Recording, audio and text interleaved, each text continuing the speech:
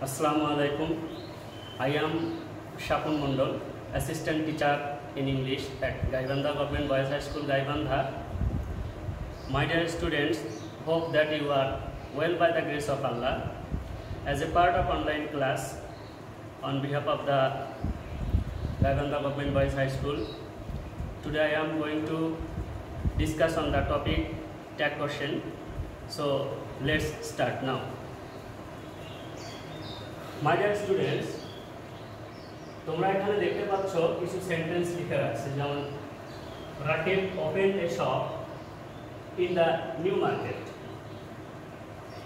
এখানে আমরা যখন ট্যাগ কোশ্চেন করব, কোশ্চেন করতে গিয়ে আমাদের প্রথমে কি জরুরি?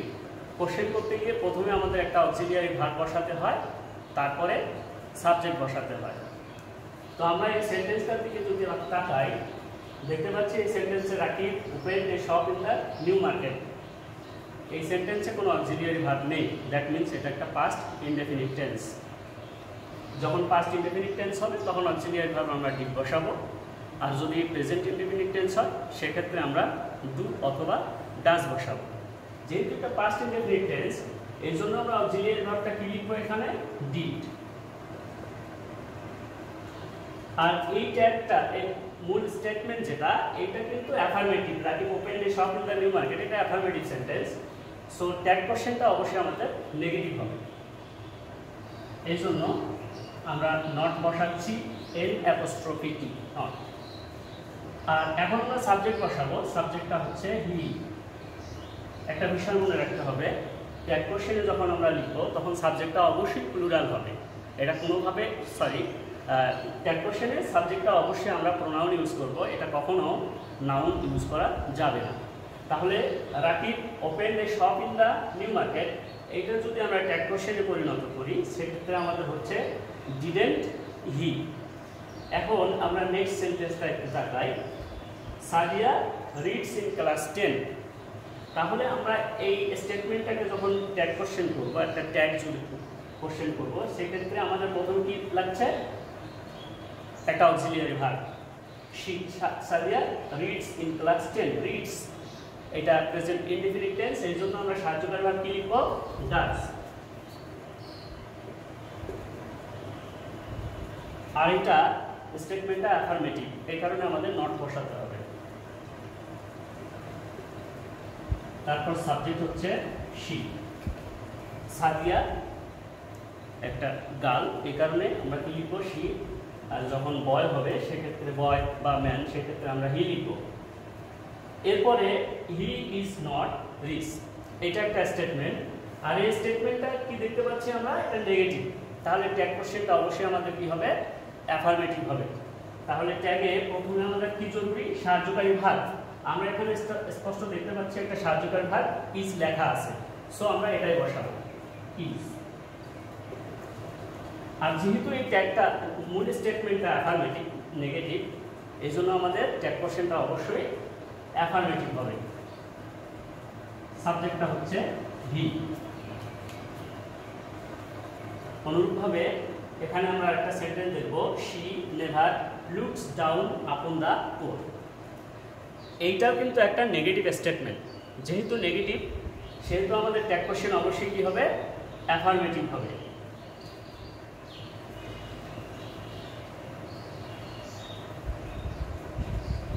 Does she? এই চারটা এক্সাম্পল থেকে আমরা যদি ট্যাগ কোশ্চেনের একটা সূত্র বের করতে চাই, তাহলে আমরা সবাই খেয়াল করলাম যে এখানে মেইন সেন্টেন্স যেটা, মূল সেন্টেন্সটা, এই সেন্টেন্সটা লেখার পর আমাদের যা হবে সেটা হচ্ছে একটা helping verb,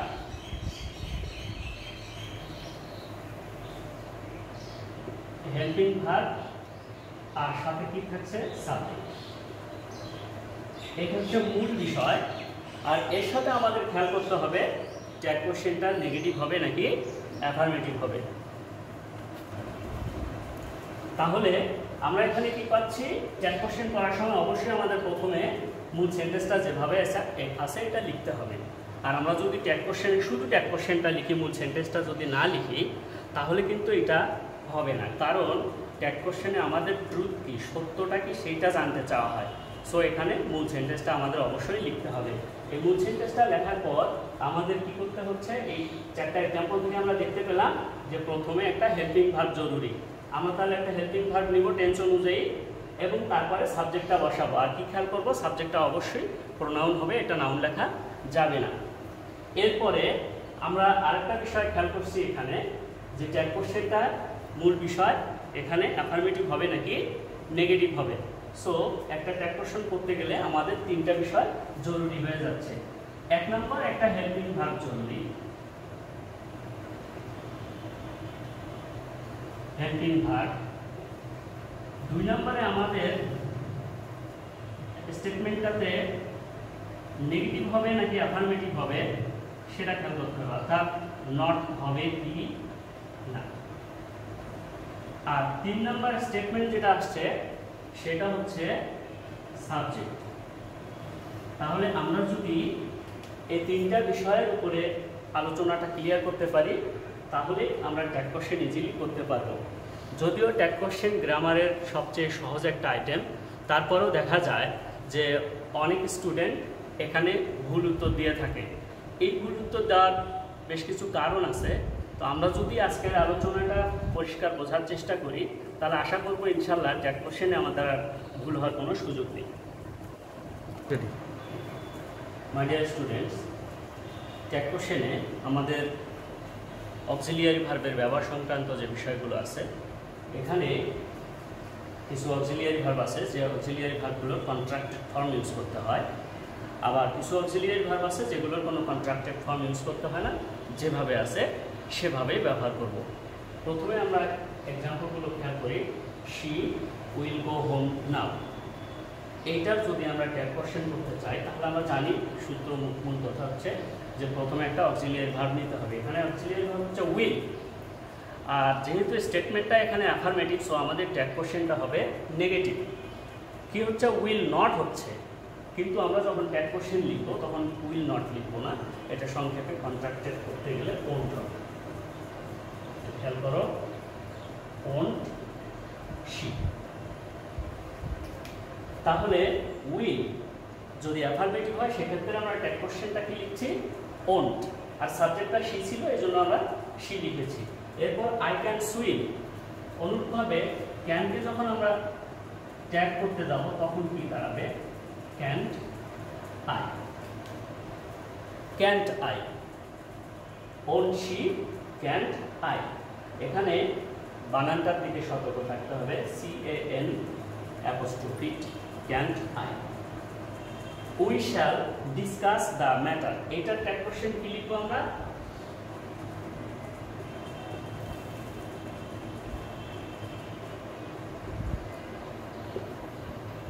shan't we. Shall not we এইভাবে লেখা যাবে না, আমরা লিখবো shan't we. I am well, এইটার ট্যাগ কোশ্চেন কি লিখবো,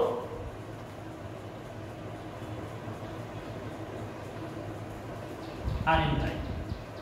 তাহলে এখানে একটা গুরুত্বপূর্ণ বিষয়, আই অ্যাম ওয়েল যখন ট্যাগ কোশ্চেন করবো, অ্যাম যদি নেগেটিভ হয়ে যায় সেক্ষেত্রে অবশ্যই আমরা অ্যাম লিখবো না, অ্যামের বদলে আমরা লিখবো আর, আরেন্ট আই। এটা আরও একটা লিখতে পারবো, সেটা হচ্ছে এইন্ট আই, অথবা আমরা এটা লিখতে পারি এইন্ট আই। তাহলে অ্যাম যখন বাক্যের ভিতরে থাকবে অ্যাফার্মেটিভ অবস্থায় সেক্ষেত্রে আমরা ট্যাগ কোশ্চেনে আমরা কি লিখবো, আরেন্ট আই অথবা এইন্ট আই। তাহলে ট্যাগ কোশ্চেন করার সময় যে অক্সিলিয়ারি ভার্বগুলো কন্ট্রাক্টেড ফর্ম ইউজ করতে হয় সেগুলো আমরা এই চারটা এক্সাম্পলের ভিতরে লক্ষ্য করব।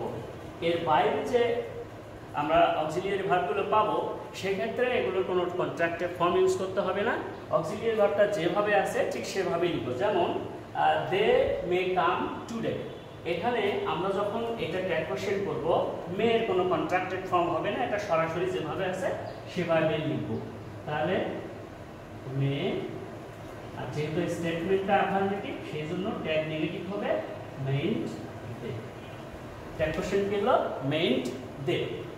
She should not waste her time, এখানে আমরা খেয়াল করবো শুড, এইটারও কোনো কন্ট্রাক্টেড ফর্ম হবে না, সো আমরা should she should not waste her time tag question করলে কি দাঁড়াবে should she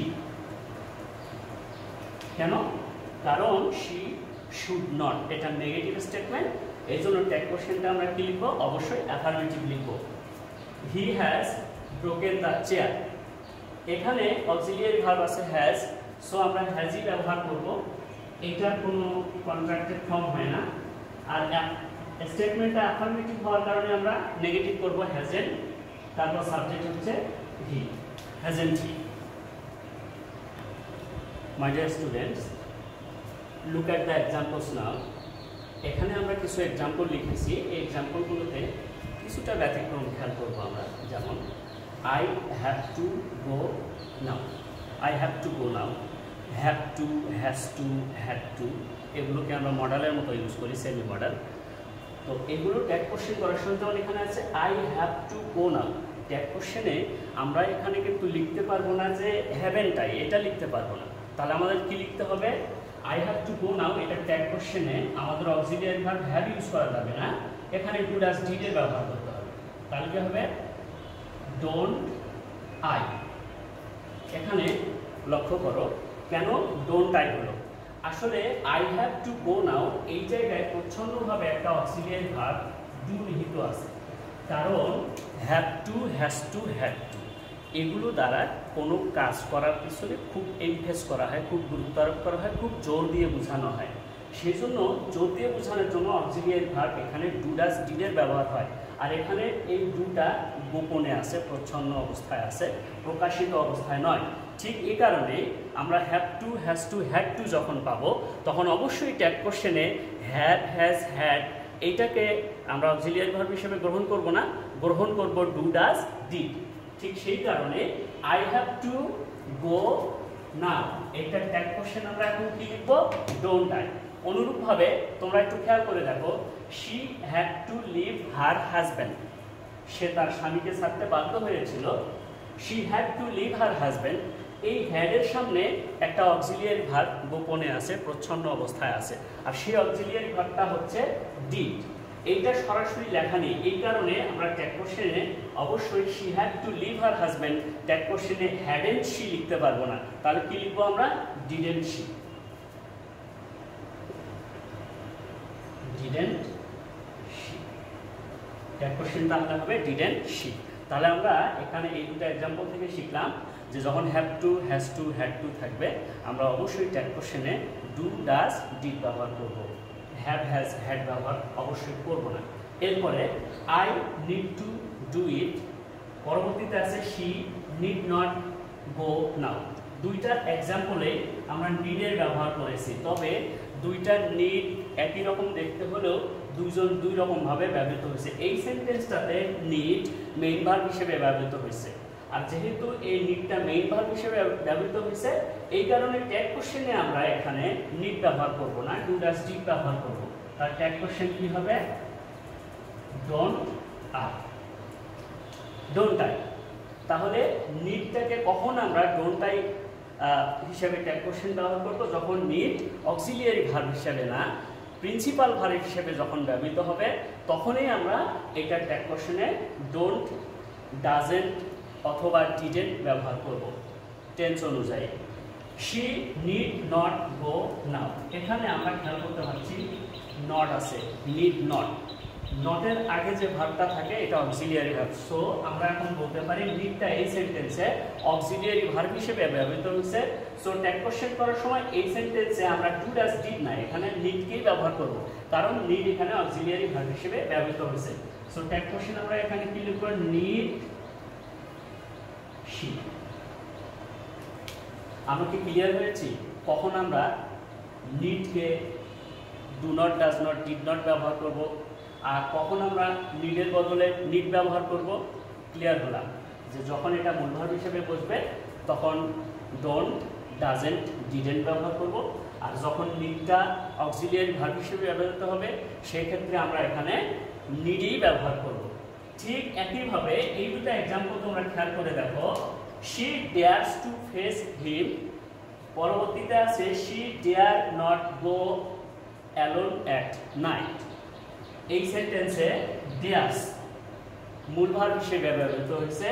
সো এখানে ট্যাগ কোশ্চেনে আমরা অবশ্যই অক্সিলিয়ারি ভার্ব হিসেবে ডু ডাজ ডিড ব্যবহার করব। তাহলে কি হবে? Doesn't she.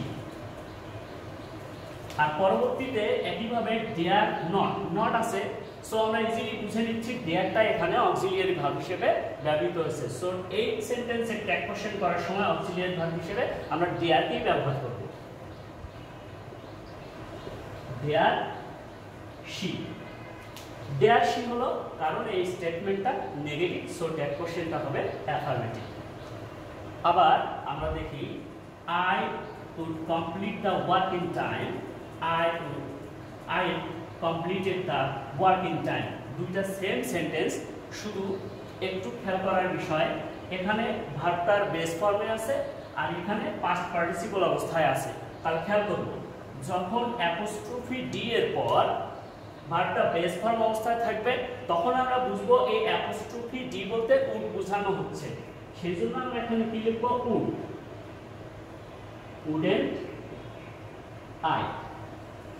আর যখন অ্যাপোস্ট্রফি ডি এর পর ভার্বের পাস্ট পার্টিসিপল থাকবে তখন আমরা বুঝে নেব এটা উড না, এটা হচ্ছে হ্যাড। সেই জন্য ট্যাগ কোশ্চেনে আমরা এখানে কি লিখব?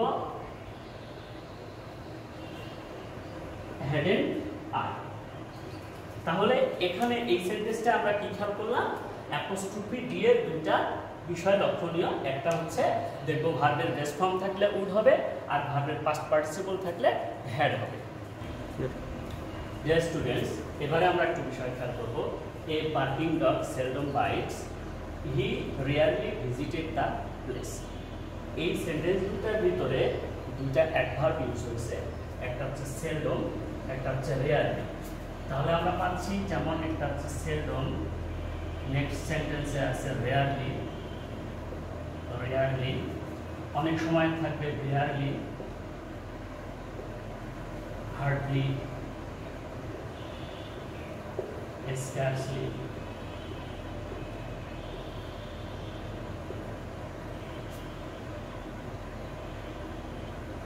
little, few ইত্যাদি কিছু ওয়ার্ড আছে। Seldom, rarely, rarely, hardly, scarcely, little, few. এই সেন্টেন্সের এই অ্যাডভার্বগুলো যখন এই অ্যাডভার্বগুলো যখন কোনো সেন্টেন্সে ব্যবহৃত হবে তখন আমাদের বুঝতে হবে যে এটা negative, almost negative, not completely negative, কিন্তু আমরা নেগেটিভ ধরে নিব। সো ট্যাগ কোশ্চেনটা অবশ্যই আমাদের এখানে কি করতে হবে? অ্যাফার্মেটিভ করতে হবে। A barking dog seldom bites, tag কোশ্চেনটা অ্যাফার্মেটিভ হলে কি হচ্ছে? ডাজ।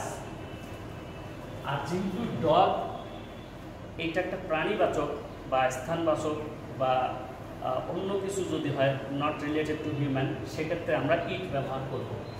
সেজন্য এখানে কি হচ্ছে? ইট। হি রেয়ারলি ভিজিটেড দ্য প্লেস।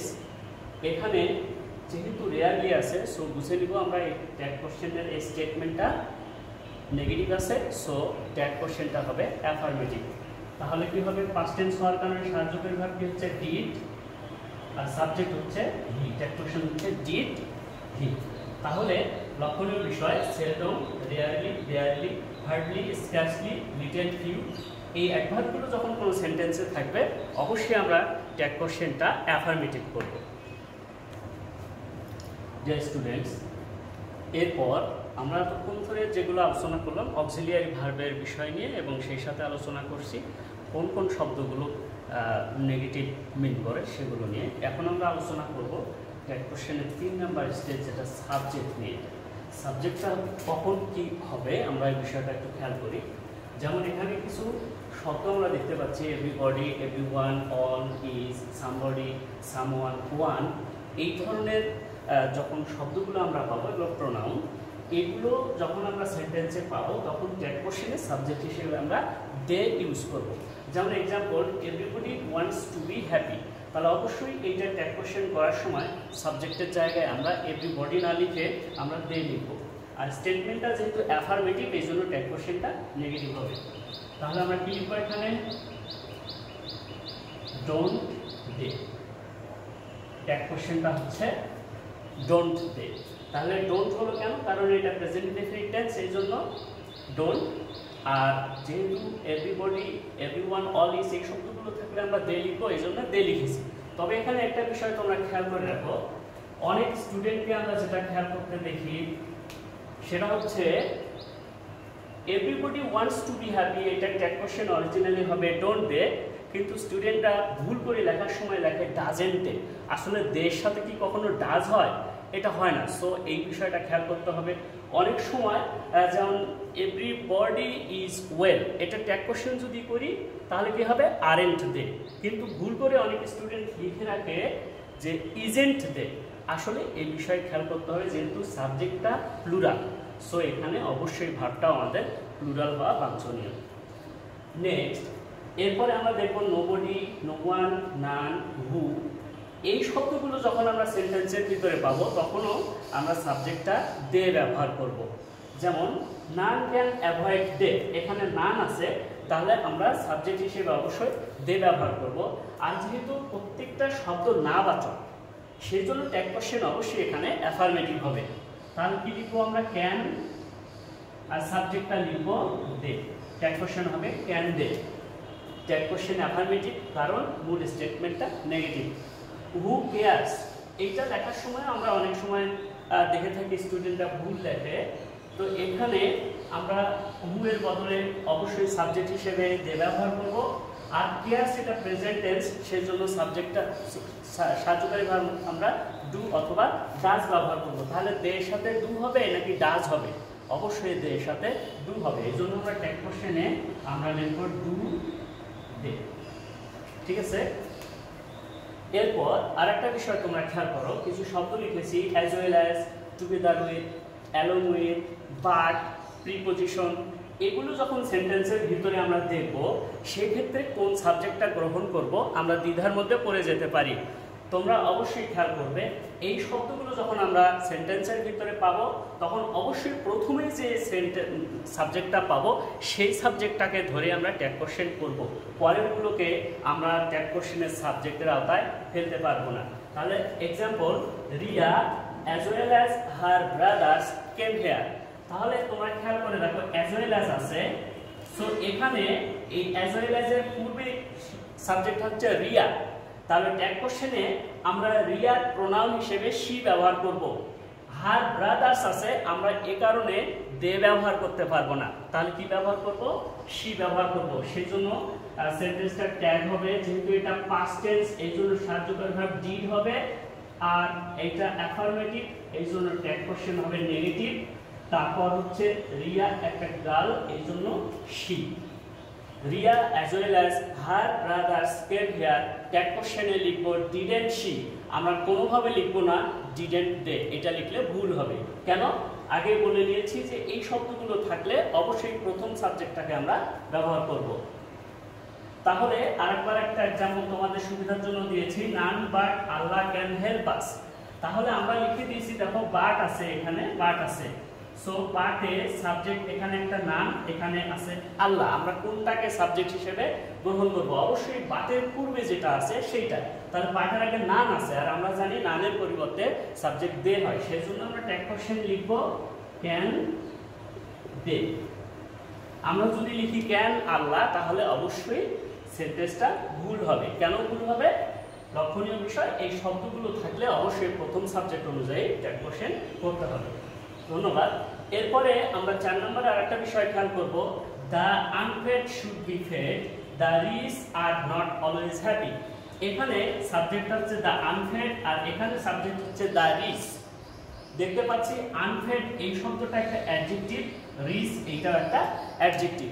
তাহলে কোনো অ্যাডজেক্টিভ যখন বাক্যের সাবজেক্ট হিসেবে বসে তখন এটা কমন নাউন হিসেবে বসে। সো আমরা ট্যাগ কোশ্চেনে অবশ্যই এর বদলে কি লিখব? আমরা দে ব্যবহার করব। তা the unfed should be fed, tag কোশ্চেনে আমরা কি লিখব? শুড। আর যেহেতু এটা অ্যাফার্মেটিভ স্টেটমেন্ট এই জন্য ট্যাগ নেগেটিভ হবে শুডেন্ট, আর আমরা সাবজেক্ট হিসেবে দে ব্যবহার করব। কারণ অ্যাডজেক্টিভ যখনই সাবজেক্ট হবে তখনই ট্যাগ কোশ্চেনে আমরা দে ব্যবহার করব। তাহলে the rich are not always happy, তোমরা বলো তো কি হবে? এখানে অবশ্যই উত্তরটা আমরা লেখার সময় খেয়াল করব আর দে, আর দে। যেহেতু আর এন ছিল নেগেটিভ স্টেটমেন্ট, এর জন্য ট্যাগ কোশ্চেনটা হবে অ্যাফার্মেটিভ। আর আমাদের এখানে মূল শিক্ষার বিষয়টা ছিল দে এর ব্যবহার। দে এর ব্যবহার, কখন আমরা দে ব্যবহার করব। তাহলে আমরা এই আলোচনায় যে বিষয়টা খেয়াল করলাম যে ট্যাগ কোশ্চেন করার সময় আসলে সাবজেক্টটা কিভাবে ব্যবহার করব। সাবজেক্টটা হচ্ছে এই শব্দগুলো থাকলে আমরা দে লিখব, তারপর 2 নম্বরে যেগুলো লিখেছি সেখানেও দে হবে, আবার 3 নম্বরে যেখানে আমরা দেখতে পাচ্ছি এই জায়গায় অবশ্যই আমাদের প্রথম সাবজেক্ট ব্যবহার করতে হবে। এবং যখন আমরা দেখব কোনো অ্যাডজেক্টিভ বাক্যে সাবজেক্ট হিসেবে বসে, তখন আমরা তার বদলে সাবজেক্ট দে ব্যবহার করব।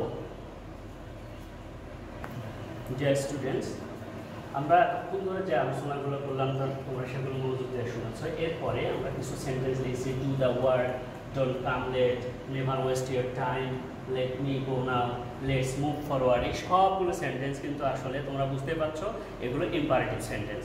আর যখনই ইম্পারেটিভ সেন্টেন্স হবে তখনই আমরা ট্যাগ কোশ্চেনে বিভিন্ন কিছু ব্যবহার করতে পারবো, যেমন won't you, can't you, don't you, এগুলো আমরা যে কোনোটা ব্যবহার করতে পারবো। তবে সচরাচর আমরা যেটা পরামর্শ দিয়ে থাকবো সেটা হচ্ছে তোমরা ওন্ট ইউ লিখবে। তাহলে ডু দ্য ওয়ার্ক ট্যাগ কোশ্চেনটা কি হবে? Won't you. Don't come late tag question কি হবে? তুমি লিখবে ওন্ট ইউ। এটা অ্যাফার্মেটিভ নাকি নেগেটিভ এইটা ম্যাটার করবে না। ইম্পারেটিভ সেন্টেন্সে সেন্টেন্সটা অ্যাফার্মেটিভ নাকি নেগেটিভ এটা ম্যাটার করবে না। আমরা শুধু খেয়াল করবো যে ইম্পারেটিভ সেন্টেন্সে ট্যাগ কোশ্চেনে আমরা ওন্ট ইউ ব্যবহার করবো। নেভার ওয়েস্ট ইউর টাইম, তাহলে কি লিখবো? Won't you. Let me go now tag question কি লিখবো? Won't you. তবে লক্ষণীয় বিষয়, যখন লেটস থাকবে সেক্ষেত্রে আমরা ওন্ট ইউ ব্যবহার করতে পারবো না, অবশ্যই এক্ষেত্রে আমরা শ্যাল উই ব্যবহার করব। Shall we. তাহলে ইম্পারেটিভ সেন্টেন্সে আমরা ট্যাগ কোশ্চেনে ওন্ট ইউ লিখব, তবে লেটস থাকলে আমরা শ্যাল উই লিখব। সো মাই ডিয়ার স্টুডেন্টস, আশা করি তোমরা এই ক্লাসটার সবগুলো কথা যদি মনোযোগ দিয়ে শুনে থাকো এবং দেখো, আশা করবো ইনশাআল্লাহ তোমাদের ট্যাগ কোশ্চেন পরবর্তীতে আর ভুল হওয়ার কোনো সুযোগ নেই।